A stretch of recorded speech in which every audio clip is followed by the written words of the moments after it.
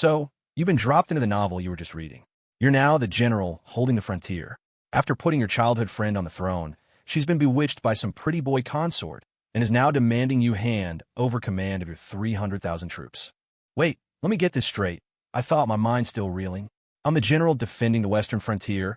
I have 300,000 soldiers under my direct command, and this country has, what, a few million total in its armed forces. My lieutenant, a grizzled sergeant named Marcus, shook his head. No, General Vance. The entire standing army of the Republic is under your command. And this force of 300,000, what's the breakdown? National Guard? Reservists? Conscript? All frontline combat veterans, sir. And our supply lines? How are we handling logistics? We're self-sufficient, General. Always have been. I took a deep, steadying breath. This was better than I thought. You said there are some government aides outside, sent from the capital, with an order for me to return and relinquish command. Yes, sir. All right then. I stood up, the plates of my body armor shifting with a low metallic hiss. Pass the word. For the Republic. We're marching on the capital. Inside the command tent, I sat at the head of the war table, clad in full combat gear. Flanking me were my most trusted officers, men built like brick walls who had forgotten more about fighting than most soldiers ever learn. The delegation from the capital, a few bureaucrats in crisp suits, strode into the tent. Usually, a courier would deliver executive orders. The fact that President Monroe sent her personal aides this time spoke volumes. How long has it been since the president addressed the Senate? I asked, my voice flat. The lead aide, a man named Director Harris, shot me a disdainful look and sniffed. That's not your concern, General Vance. It's best you don't ask questions above your pay grade. Knowing too much won't do you any favors. A cold smile touched my lips. I rose and walked slowly toward him. Director Harris, remind me again, what was your purpose in coming all this way? Harris, puffing out his chest, had one of his subordinates produce a sealed datapad. He held it up like a holy relic. By executive order of the President of the Republic. After his proclamation, the only people in the tent who moved to show respect were the two aides standing behind him. None of my men so much as blinked. Insolence! Harris shrieked. This is a presidential order. How dare you not show proper respect? Across the table, one of my captains let his hand rest on the hilt of his combat knife. The polished steel flashed in the lamplight, and Director Harris visibly flinched, shrinking back. Leo, General Vance, Harris stammered, his bravado gone. Don't forget, you still have family in the capital. President Monroe orders you to return to the capital immediately and surrender your command. Otherwise, she will issue a decree stripping you of your rank. You, along with your entire family, will be tried for treason and executed. I had no time for this clown's threats. As for my supposed family, I felt nothing. I wasn't the original Leo Vance from a novel. Out of basic human decency, I tried to save them if I could, but if I couldn't, well, that was that. We all knew how this game was played. Even if I handed over the army, there was no guarantee Monroe would let me or my family walk away. If I was going to face the axe either way, I might as well make a fight of it. Director Harris, I said calmly, the fact that you can stand here and deliver that message with a straight face tells me you're an absolute idiot. I gestured to my men. Take them. General, what are your orders for them? One of my officers asked as they dragged the sputtering bureaucrats away. A grin spread across my face. Tell any of the boys who aren't on duty to assemble at the training pit. We've got some entertainment. 15 minutes later, the tiered benches around the training pit were packed. Well over 1,000 soldiers were crammed in, buzzing with speculation about what kind of show this was. From my spot on the command platform, I gave the order. Bring in our guests. A few of my biggest guys, each holding a struggling, suit-clad aide, shoved open the gate to the pit and tossed them in. Soon, all 5 were sprawled in the dirt. The frontier wasn't the pristine capital. There were no paved walkways here, especially not in the training areas. The aides, choking on dust, pushed themselves up, their once immaculate suits now filthy. Leo Vance, how dare you treat me this way? Harris screamed, pointing a shaky finger at me. When I get back to the capital, I'll report this to the president. She'll have your entire family purged. Listen, Imran, I just felt tired. It was one of the stupid, illogical things about bad novels. The guy's at death's door, and instead of begging for his life, he's still running his mouth. It was like he was actively trying to speed up his own demise. I unstrapped the large combat knife from my hip and tossed it into the center of the pit. It landed with a heavy thud. Here's the program for today, I announced to the 5 men below. Only one of you is walking out of this pit alive. Survival of the fittest. Show me what you've got. The 5 bureaucrats understood immediately. It was a fight to the death. The sole survivor would get to return to the capital. Harris scrambled to his feet and made a desperate dash for the knife. But he was the farthest away. By the time he got close, a younger, quicker aide had already snatched it up. "Kid, you wouldn't dare!" Harris shrieked, his voice cracking. A blade silenced him mid-sentence, punching straight through his chest. Blood dripped from the steel tip onto the dry earth. I don't want to die." Harris reached out a trembling hand, as if trying to grab his killer, before a torrent of blood erupted from his mouth. He collapsed, his body staining the yellow dirt a dark, muddy red. The soldiers in the stands erupted in cheers. Someone even started taking bets on who would be the last one standing. I watched the carnage unfold without a flicker of emotion, my heart a cold, still stone. Maybe this body was already affecting me. The original Leo Vance, what a tragic fool. He'd been in love with Evelyn Monroe since they were kids. Joined his father's campaigns at 12, led an expedition to the northern wastes at 16. By 18, his military achievements were legendary, his reputation in the army rivaling even his father's. Just then, the old president died without naming a successor. The four heirs immediately plunged the Republic into a brutal civil war. Evelyn Monroe had come to him then. "Leo, I don't care about power. I just want to live." I don't know how deep the original Leo's love ran, but that one sentence was enough for him to take up arms and crush the rebellion. He smashed 2 of the 3 other factions into oblivion. He fought relentlessly, sleeping in ice and snow, so badly wounded he had to be tied to his horse to keep fighting. Evelyn had whispered another promise. "Leo, when the country is stable, I'll marry you.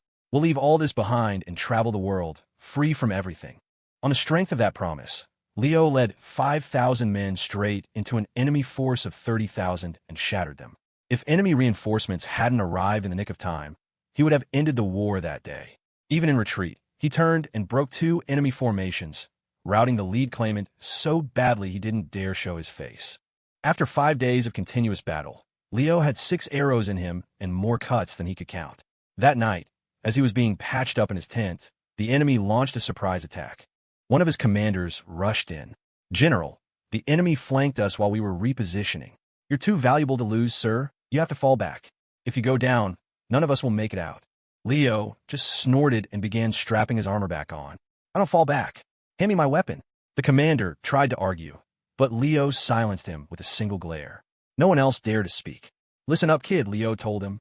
"If you're going to die, die on your feet in the saddle. Dying in a bed is for cowards." He fought through the night.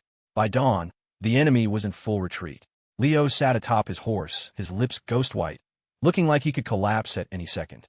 But the murderous intent in his eyes was terrifyingly pure. Old wounds had been torn open, new ones added. His own blood had soaked through his armor. To finally end the war, Leo didn't return home for 3 years. When his father died, he made a quick trip back, knelt in the memorial hall for one night, and was back on the road at dawn. Finally, Evelyn Monroe took her seat as president. As for Leo, he was second to none, the most powerful man in the Republic. But Evelyn didn't keep her promise. She didn't groom a successor or restore the old government. She sat on the throne herself. Leo, though resentful, remained her loyal dog. Once the nation was stable, he was dispatched to the frontier to fight the Plains clans. Under his relentless assault, the clans broke and fled. He drove them to the brink of annihilation. Given a few more months, he would have expanded the Republic's territory deep into the plains. The Khan of the clans, seeing he was beaten, finally sent a delegation to sue for peace, offering tribute, gold, jewels, and beautiful men, all sent to the capital. Among them was the male lead of the novel, Julian Croft. Years ago, when Evelyn had been on the run, it was Julian who had saved her. They had spent months together, and she had fallen for him. His reappearance in the capital rekindled everything, and he quickly displaced Leo in her heart, becoming her official consort. When government officials protested, she ignored them. She proved how little she listened when, at the most critical moment of Leo's campaign, she ordered him to retreat. Leo had been chasing the last of the clan warriors, closing in on their main camp. The Khan himself had come to Leo's tent to plead for a truce, promising to agree to any terms if Leo would just withdraw his army. Seated in his command chair, Leo put down his cup of tea and stared coldly at the man before him. "Withdraw," he said. "After all this, you're telling me it was all your subordinates' fault? That you couldn't control your own men when they accidentally harmed my people?" Leo stood, drawing the ceremonial sword at his hip. He advanced on the Khan, his voice a low, menacing litany. "And what about you? Are your hands clean of my people's blood? In the 15th year of the Republic, you launched a massive raid on our eastern territories. In the 20th year of the Republic, you pillaged the farmlands around Fort Ming, abducted over 10,000 of our men, and slaughtered every woman and child you found. And now you're asking me to withdraw." As the Khan listened to Leo recite his crimes, beads of sweat rolled down his forehead. He knew, better than anyone, that the list of their atrocities was far, far longer. The sword came to rest on the Khan's neck. It's too late.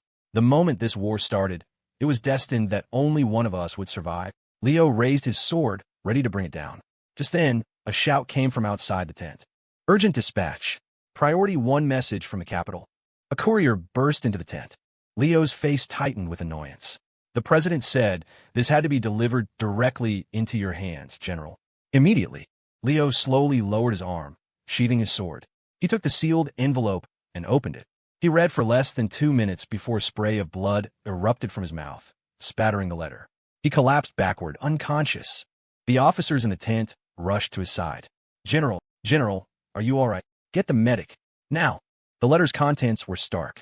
Evelyn Monroe ordered Leo to cease hostilities immediately, release all prisoners, and return all conquered territory to the Plains clans. The reason given was, for the sake of friendly relations between our nations. If he dared to disobey, he would be stripped of his command, his army confiscated, and he would be thrown in a federal prison to be executed for treason. Through a hazy fog, Leo slowly regained consciousness. He couldn't even be bothered to think about the letter. It was obviously Julian Croft's idea. "Pass the order. Retreat." He managed to gasp before succumbing to the blackness completely. According to the original novel, Leo's health failed. Years of relentless campaigning had taken their toll, leaving him with a body full of hidden injuries. Upon returning to the capital, he voluntarily resigned his command. Julian Croft recommended one of his own clansmen to take over, claiming it would foster better relations. And Evelyn, the idiot, actually went along with it.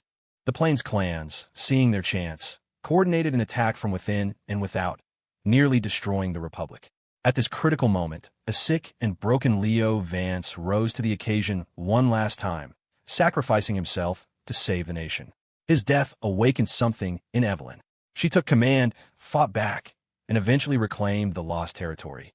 But because Julian had once saved her life, she never held him accountable. She kept him in the presidential residence, giving him a formal title. After that one great battle, the Plains clans were supposedly so crushed by the warrior president that they willingly submitted to her rule. I remember when I read that perfect ending, I couldn't help but curse out loud. What kind of brain-dead moron wrote this plot? So love conquers all, I guess. The only person who truly loses is Leo Vance, and nobody even remembers the general who gave everything. After leaving a 1-star review, I'd gone to bed, needing to be up for class the next day.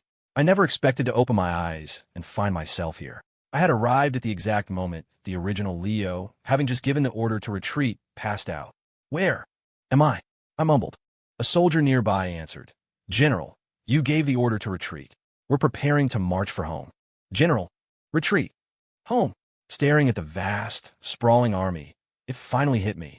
I'd been transported into the book. "Countermand that order," I roared, my voice surprisingly strong. "Full reverse. No retreat. All units advance and attack." My words stunned everyone around me into silence. "Turn this army around. We're attacking," one of the sergeants finally bellowed, relaying the command. The army, which stretched for miles across the plains, stirred back to life. A cheer went up, spreading like wildfire. The weary, dejected troops were suddenly electric with energy, as if injected with pure adrenaline. Of course, there were spies loyal to Evelyn embedded in the army. One of them immediately sent a message back to the capital. Under the full might of 300,000 soldiers, the Plains clans were utterly annihilated. "General, what about the prisoners?" an officer asked. We were in the command tent, drinking and celebrating our victory. I thought for a moment. Execute all the men. My sword is never drawn against women and children. "Yes, sir," the officer said, turning to leave. "Hey, wait a second," I called after him. I wasn't finished. He turned back. "Women aren't children, so kill them. And children aren't women, so kill them too." Got it. That night, the fires of the conquered plains burned to the horizon. A fierce wind swept across the grasslands, making the blades of grass dance. As the first rays of dawn touched the prairie, It wasn't dew that glittered on the grass, but droplets of blood. As far as the eye could see, there were mountains of corpses and rivers of blood. Holding a cup of whiskey, I drunkenly asked my lieutenant, "Is it done? Are they all dead?" "Yes, General. All of them." I nodded, my mind racing. "Send out search parties. Do a thorough sweep. I want no loose ends. And remember, not a single survivor." I paused, and just in case, for all the bodies that weren't beheaded, put a knife through the heart on the left side. Then do the right side too, and one in the ass for good measure. I had to be cautious. The last thing I needed was some prophesied chosen one popping up out of nowhere.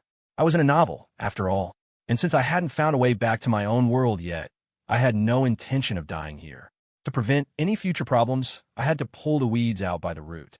After conquering the northern wastes, I had my men set up a permanent camp. Gazing out at the vast, untamed landscape, I couldn't help but murmur to myself, since the founding of the Republic, I must be the first one to make it this far. The frontier was a long way from the capital. Even a Priority 1 dispatch took 5 days to arrive. A round trip was half a month easy. In the capital, in the president's office, Evelyn Monroe screamed in rage. "That bastard! Who the hell does Leo Vance think he is? He's nothing but a dog I raised. Without me, he'd never have become a general. Guards, arrest Leo Vance's entire family and throw them in the federal prison." Her advisors immediately tried to intervene. "Your Excellency, you mustn't. If you arrest his family now, it will be an open declaration of war. The people will suffer." "She's right, Madam President. Besides, the entire military is under his control. A direct confrontation would be suicide."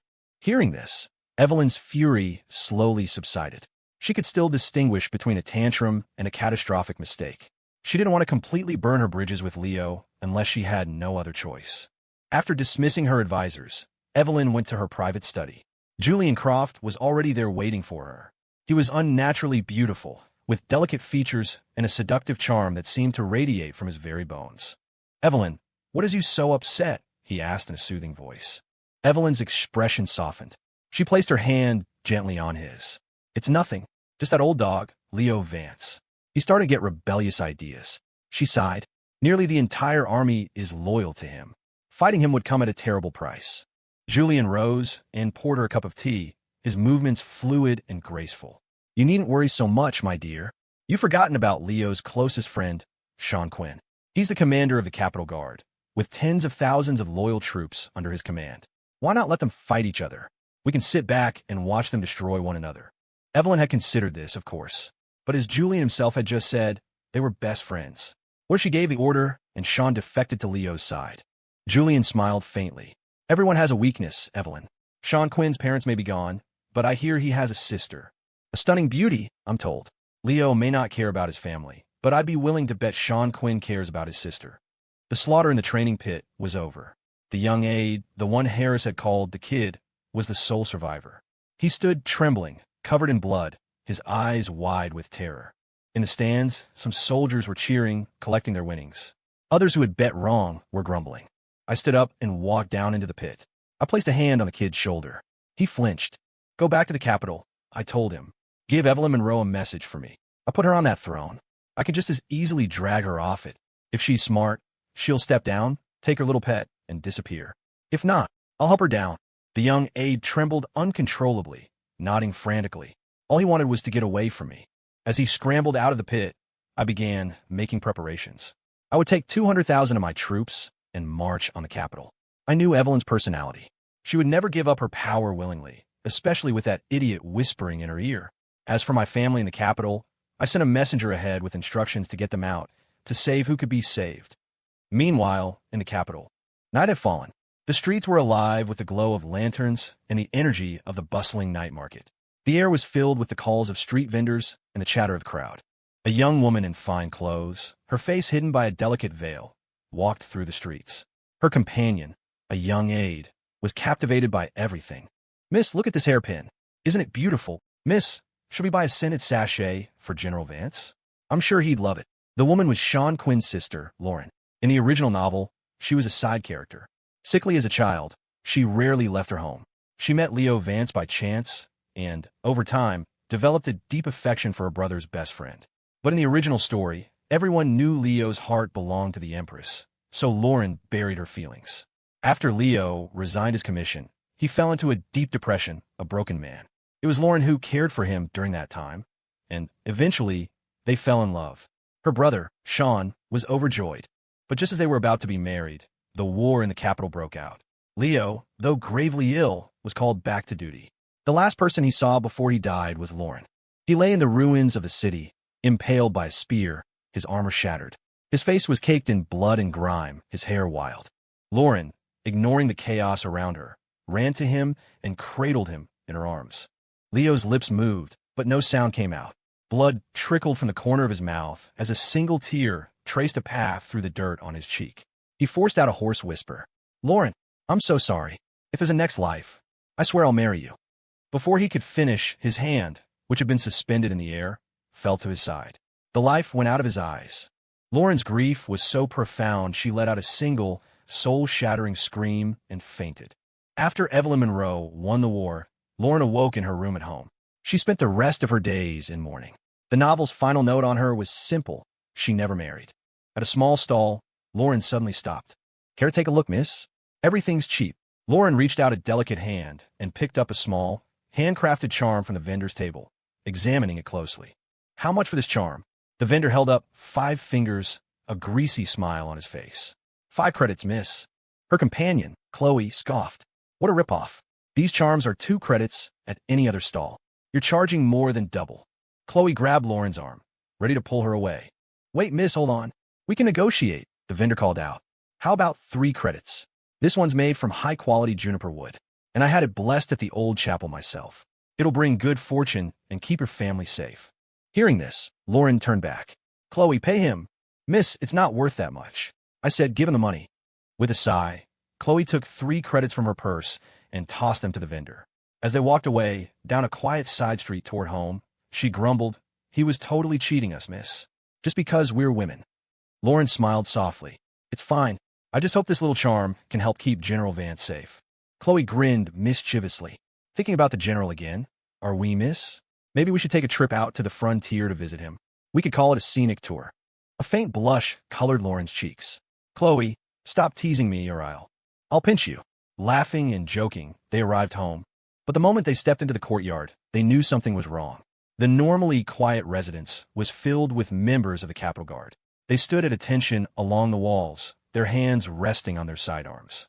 Near the main entrance, her brother was talking with a man in a senior officer's uniform. Hearing the gate open, both men turned. Well, look who's home," the officer said with a smirk. Shawn's face was grim. "Miss Quinn," the officer continued, "the president has invited you to stay at the residence for a few days. Please come with us." He didn't give her a chance to refuse. Several guards moved to surround her. "Brother," Lauren whispered, her voice trembling. Shawn gave her a look, one that was both serious and reassuring, then nodded slightly. "Go with them. It'll be okay." Seeing his signal, Lauren's racing heart calmed a little. She curtsied to the officer. "Then I am at your service, Commander." After the guards had taken Lauren away, the old family butler approached Shawn, his face etched with worry. "Master Shawn, should we inform General Vance about this?" Shawn nodded. "Write a letter. Send it by the fastest courier we have." The Capitol Guard's message had been clear: take his troops and fight Leo Vance. If he refused, they would start with Lauren. But Shawn was no fool. There was a reason he had held his position for so long. If he actually led his forces against Leo, he'd be signing his own death warrant. The government would use him to weaken Leo, then bring in foreign mercenaries to finish the job. Whether Leo won or lost, Shawn would be eliminated afterward. After all, Monroe would see him as a traitor for being forced to fight his best friend. She would never trust him again. The oldest rule in politics was that rulers were faithless. His only chance to save his sister was to side with Leo and find another way. Late that night, in the presidential palace, agonized screams echoed from a locked room. Inside, Lauren sat tied to a chair. Beside her, her aide, Chloe, was on the floor, stripped of her outer clothes and covered in welts. Julian Croft stood nearby, a riding crop in his hand, which he brought down again and again on Chloe's back. "Lauren," he said, his voice deceptively soft, "if I catch you trying to smuggle another message out of the palace, the next time, this crop won't be landing on your little servant." Lauren glared at him with pure hatred. This foreign-born slave, who had clawed his way to power through deceit and seduction, dared to speak to her this way, dared to torture her friend. "We're leaving," Julian announced to his guards. "Lock them in here. No food for 3 days. Let's see if that teaches them some manners. After they left, Lauren struggled over to Chloe's side, her eyes filled with pain. Chloe, are you okay? Chloe. I'm fine, miss. Tears streamed down Lauren's face. She swore an oath in her heart. If she ever got out of here, she would tear Julian Croft limb from limb. I pushed my army hard. At our current pace, we were only 3 days from the capital. The loan aid I'd sent back had arrived yesterday. By now, the news of my rebellion had spread. Every official in the capital must be panicking. Shawn had intercepted my messenger before the palace did, so he'd had a head start in getting my family to safety. By the time Monroe's agents arrived at their residence, the place was empty. In her office, Evelyn Monroe furiously swept everything off her desk. Fools. A bunch of incompetent fools. Take them all out and have them shot. The aides in the room were so terrified they didn't dare breathe. Julian rushed to her side to calm her. Your Excellency, please, don't distress yourself. We still have an ace up our sleeve. Don't panic. Evelyn gradually calmed down, rubbing her temples. What's the situation with Shawn Quinn? Julian replied. Everything is proceeding as planned. I've already sent him his orders. For the first time in 2 days, Evelyn's expression relaxed. It was the first piece of good news she'd had. A rider galloped up to my mobile command vehicle. General, a letter for you. I leaned out, took the message, and read it carefully. A surge of rage went through me. I'd always had a soft spot for Lauren's character in the novel. She was described as angelic, beautiful, and fiercely loyal in her love. I could never understand why the original Leo was so obsessed with an unreliable person like Evelyn. Give me a detail of 300 cavalry, I ordered. We're riding for the capital. Full speed. In his letter, Shawn had explained the situation and asked to meet me tonight outside the city walls. He would replace the guards on duty with his own loyal men. Honestly, at this point, I didn't see how I could possibly lose. The author of this story had made my character absurdly overpowered. Not only did I have the unwavering loyalty of the army, but my best friend was the commander of the Capitol Guard. Which made me wonder again, how the hell did the original Leo manage to fail so spectacularly? I rode without stopping, swapping out horses at every relay station. I went through 3 mounts. Finally, late at night, I arrived at the gates of the Capitol. The soldiers on duty, recognizing me, quickly opened the gate. The city was deserted, the streets dark and empty. Every door was barred, every window shuttered. Leo, you finally made it, Shawn said, meeting me just inside. What's the situation? What's your plan? He led me back to his family home and laid out the details. When my army began its siege, he would start an uprising inside the palace. He would create as much chaos as possible to rescue Lauren. Though his official command had been revoked, he still had many loyalists within the guard. With my army attacking from the outside and his forces creating havoc on the inside, Evelyn would be too distracted to stop him. I listened to his plan, then slowly set down my teacup. Shawn, I said, my voice serious. Are you sure about this? You're committing treason with me. When the historians write about this, we'll be branded as traitors. Shawn stared at me, silently turning the jade ring on his thumb. I think that's my question for you, Leo. You've changed. Fearing he'd noticed something was off, I stood up and laughed, trying to sound casual. Changed? Not at all. We're all just trying to stay alive, right? I faked a yawn. It's been a long ride. I'm exhausted. Let's talk more tomorrow. I quickly left the room, not seeing the heavy, troubled expression on Shawn's face as he watched me go. 2 days passed. My army was now only a dozen miles from the capital. The city's residents were fleeing in droves. On her throne, Evelyn Monroe was beginning to panic. She had assumed Leo was just bluffing. Now, it was clear he was serious about taking her down. Many of her own officials were begging her to apologize to him, warning her that a civil war would be a cataclysm for the entire republic. Apologize? She had sneered. I am the president. I don't bow to anyone. If he wants a fight, he'll get one. I'll lead the army myself. Everyone in the room thought she had lost her mind. Forget her actual combat skills. Leading an army wasn't something you could just decide to do on a whim. As the sun set, staining the clouds a fiery red, my 300,000 soldiers arrived before the city walls. Shawn Quinn was ordered to lead the defense and meet my forces outside the gates. Before he left, he gripped my hand tightly. I don't know who you are, he whispered, his voice intense, but I'm begging you, you have to save Lauren. Please. He started to kneel, but I caught him, pulling him back up. Don't worry. Go. The situation had changed, so I changed the plan. I pressed my command sigil, a small metallic token, into his palm. The men outside will recognize this. They'll know you speak for me. In 2 hours, I'll be at the south gate of the palace. I'll need you there for extraction. We separated. I disguised myself and slipped into the city. Most of the palace's security forces had been moved to the outer walls for defense. The interior guard was down to less than 1,000 men. I moved through the palace grounds with my 300-man special operations team. Set fires. Kill anyone who gets in your way. Do whatever it takes to cause a distraction. The bigger, the better. At my command, the team scattered, melting into the shadows to sow chaos. Fire! Intruder alert! The vice president has been assassinated. The entire residential wing of the palace descended into madness. My men also carried special signal flares. I'd shown them all a picture of Lauren. Whoever found her was to fire a flare, and the rest of us would converge on that position. Outside the city, the battle was not going well for Evelyn's forces. Shawn's sudden betrayal was the final nail in the coffin for her already precarious position. Shawn Quinn, your sister is still my prisoner. Do you really intend to betray me? Evelyn screamed at him across the battlefield. Shawn raised my command sigil high in the air and roared to the army behind him. Men, by order of General Vance, charge the gate. Capture the president alive. The 300,000 soldiers surged forward. Evelyn's few thousand loyal guards were overrun in less than 15 minutes. Seeing it was lost, she spurred her horse and fled back toward the palace. Inside the palace, I held Lauren protectively behind me.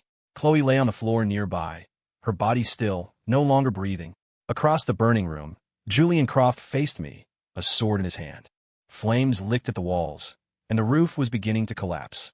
Lauren, stay close to me. I'm getting you out of here today. She gripped my hand tightly. This calloused, steady hand made her feel safe. Leo Vance. Julian screamed, his face a mask of insane fury. I know I can't beat you, but if I'm going to die today, I'm taking you with me. He lunged, his sword strikes fast and vicious, each one aimed at a vital point. He was skilled, but he was no match for me. Even with one hand occupied, keeping Lauren behind me, I was able to disarm him with a single stroke, severing his right hand at the wrist. He fell to his knees, howling in agony. Don't kill me. Please, let me go. I'll leave. I'll never see Evelyn again. I felt Lauren's hand tighten on mine. She knew that anything related to Evelyn was Leo's weak spot. I saw the fear in her eyes and understood what she was worried about. But I wasn't Leo Vance, and I was no love-struck fool. I pulled her into my arms, my voice softening. Lauren, did he do this? Did he kill Chloe? Tears welled in her eyes, and she began to sob. Yes, he tortured her. He whipped her every day and wouldn't let us eat. I raised my sword and walked slowly toward the whimpering man on the floor. Lauren, what I'm about to do might be unpleasant. You can close your eyes if you want. She looked up at me, her expression so heartbreakingly fragile it made my chest ache. I'm not afraid, Leo. I want to watch him die. Good.